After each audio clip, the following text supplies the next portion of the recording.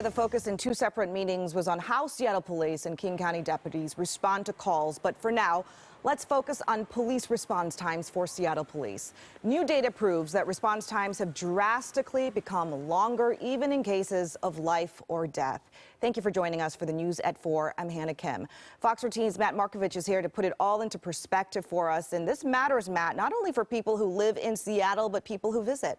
That's correct, Hannah. Members of the Seattle City Council heard a report based on SPD numbers that showed what continues to be a big issue: drastically slower response times to calls that are considered life or death. Now, here's a comparison of some of those calls. The priority 1 calls, what the citywide response is for the priority 1 calls for over the last 10 years. Now, these calls mean lights and sirens, calls that may be a matter of life or death.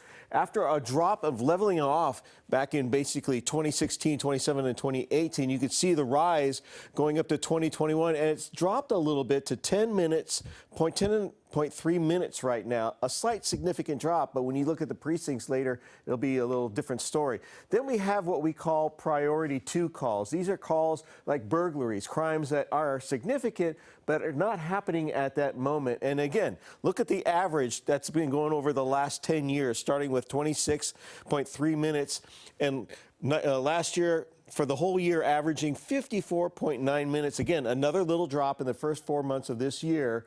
But again, the indication is we haven't hit the summer months when these numbers are expected to go up. Then you have the priority 3 and 4 calls. These are calls like a barking dog, an illegal campfire, where there's really no life in danger. And response time, again, nearly doubled, 55 minutes or so, all the way up to 107 minutes. Another slight drop of 98 minutes for the first 4 months of this year. These are overall citywide average response times. And again, SPD is saying it's about staffing. That's the problem here. The first quarter of this year, it's had a net loss of 43 officers, and it was projected to lose 24.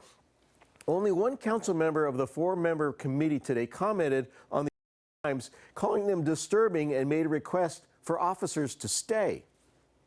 Just 9 months ago, I introduced legislation to help retain police officers, but that did not pass. Recruiting new officers to replace the hundreds of officers departing Seattle is vital, and yet we should also acknowledge that recruitment takes a long time. And for those officers listening in, please stay in Seattle. We need you to stay to help us bring these response times down.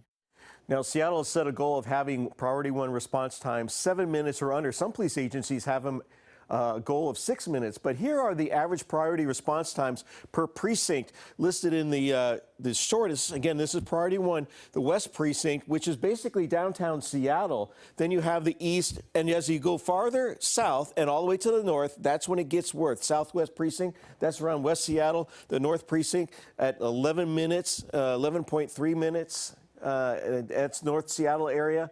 And again, these are just numbers that show just how bad it's been getting here. Now, coming up at 5, new numbers in a King County audit report that shows sheriff's deputies are arresting a lot more people of color as compared to the proportion of the population, and what the sheriff is going to do about that. We'll have that tonight at 5. Hannah? All right, Matt, thank you.